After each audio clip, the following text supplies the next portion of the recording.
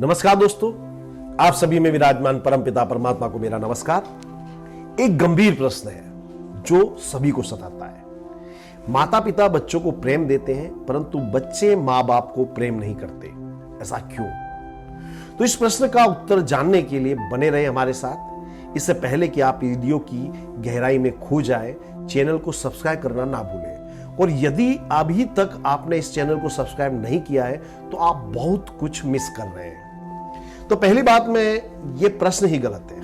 आपको प्रेम देना है, मांगना नहीं। मांगने से प्रेम कभी नहीं मिलता। प्रेम तो देना पड़ता है और सच्चा प्रेम हो तो देने में ही पूर्ण संतुष्टि मिलती है।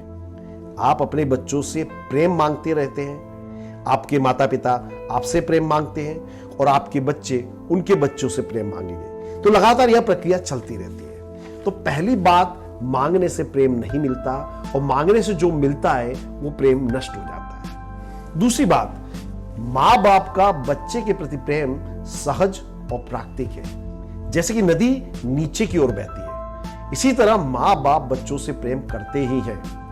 जबकि बच्चे का मां बाप के प्रति प्रेम बड़ी ही अस्वाभाविक घटना है, जैसे पानी को ऊपर चढ़ाना हो, जो काफी कठिन होता है। इसलिए इसके लिए साधना की आवश्यकता होती है।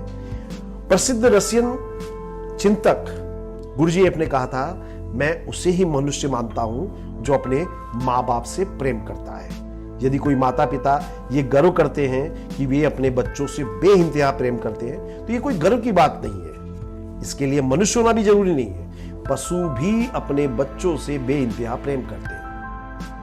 मां बाप बच्चों से प्रेम करें तो ये नदी के नीचे बहने जैसी घटना है, जबकि बच्चे मां बाप को प्रेम करें तो ये प्रेम की सर्वश्रेष्ठ अवस्था है। पानी के ऊर्ध्वगमन की तरह अति कठिन बात है। इसे सभी संस्कृतियों में ऐसे नियम बनाए गए कि हर व्यक्ति को अपने मां बाप से प्रेम करे, उनका सम्मान करे, क्योंकि उन्होंने अपना पूरा जीवन आपके लिए बलिदान दिया है। हिंदू धर्म में संसार के लिए उल्टे वृक्ष की कल्पना की गई है।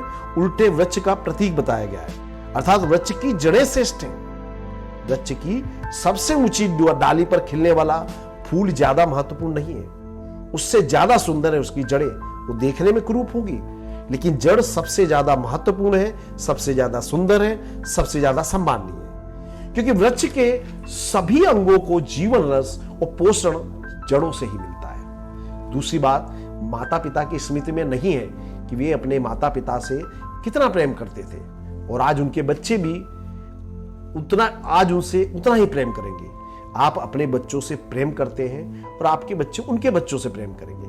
इसे बच्चों में ये संस्कार डालने पड़ते हैं कि उनके प्रेम का ऊर्ध्वगमन हो, वे अपने माता पिता से प्रेम करें, क्योंकि तभी आप ईश्वर से प्रेम कर पाओगे। क्योंकि ईश्वर भी वृक्ष की जड़ की तरह है जिसमें से संसार रूपी वृक्ष उत्पन्न हुआ है।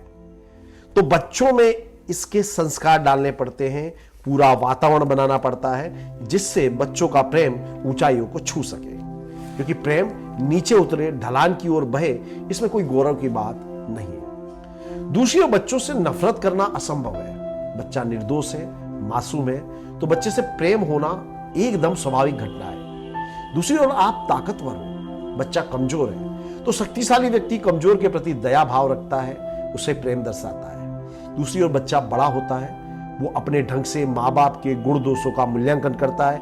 जब माँ बाप बच्चों को डांटते हैं, सलाह देते हैं, तो बच्चे को लगता है कि उसकी स्वतंत्रता छीनी जा रही है। फिर यह बच्चा बड़ा होता है तो इन्हीं बातों को ध्यान में रखकर शक्तिशाली बनने पर बदला लेता है। जब बच्चा छोटा होता है तो उसके माँ बाप उसके सबसे बड़े रोल मॉडल होते हैं। माँ बाप की हर बात बच्चे को आदर्श लगती है। जब यह बच्चा तरुण और युवान होता है तो उसके शरीर में हार्मोनल चेंज होते हैं और उसके शरीर के जो हार्मोन्स हैं उसकी बुद्धि पर कब्जा जमा लेते हैं। अब बच्चे को लगता है कि उसके माँ बाप बहुत पिछड़े हुए हैं, उन्हें दुनियादारी का कोई ज्ञान नहीं है। फिर यही बच्चे माँ बाप बनते हैं तो उन्हें एहसास होता है कि नहीं, मेरे माँ बाप मुझसे बहुत प्यार करते थे, वे सचमुच मेरा भला चाहते थे, लेकिन तब तक बहुत देर हो जाती है। तो बेहतर है कि माँ बाप अपने सपनों को बच्चों के कंधों पर ना ला दें। हर माँ बाप अपने बच्चों को श्रवण कुमार बनाकर उनके कंधों पर यात्रा करना चाहता है।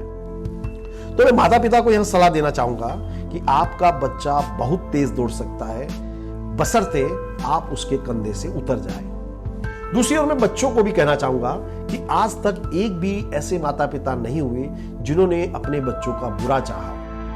जनरेशन गैप के कारण संभव है कि उनके विचार आज की दुनिया से शायद पिछड़े हुए हैं। तो बच्चों को माँ बाप की बातों के बदले उनके भावनाओं को समझना होगा। अक्सर मैंने देखा है कि बच्चा जैसे जैसे बड़ा होता है, माँ बाप का प्रेम सिकुड़ने लगता है, क्योंकि अब बच्चा धीरे धीरे शक्तिशाली हो रहा है। बच्चे की जिद और अहंकार बढ़ने लगते हैं। तो जैसे जैसे बच्चा बड़ा होता है, माता पिता और बच्चे के अहंकार का टकराव होता है। बच्चा चाहता है कि उसका अहंकार जीते और माता पिता चाहते हैं कि उनका अहंकार जीते। बच्चा जब छोटा और मासूम होता है तो उससे प्यार करना सहज और स्वाभाविक है, जबकि जैसे जैसे बच्चा बड़ा होता है अहंकार का टकराव शुरू हो जाता है।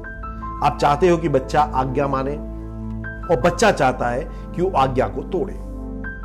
क्योंकि आप शक्तिशाली हो तो बच्चे के मन में घृणा उत्पन्न होती है, क्योंकि हर कमजोर व्यक्ति शक्तिशाली व्यक्ति से घृणा करता है। आपका प्रेम बच्चों को जालसाजी मालूम पड़ता है। बच्चे को लगता है कि आप प्रेम के नाम पर उसका शोषण कर रहे हैं, और 90% मौकों पर यही होता है। ये सारी घृणा बच्चों में इकट्ठी होती है। यदि बच्चा लड़का है तो पिता के प्रति घृणा उत्पन्न हो जाती है, और यदि बच्चा लड़की है तो मां के प्रति घृणा उत्पन्न हो जाती है, क्योंकि बच्चे को लगता है कि उसकी स्वतंत्रता का हनन हो रहा है। इसे अक्सर देखा जाता है कि मां बाप बेटे और मां बेटी में शीत युद्ध की स्थिति बनी रहती है।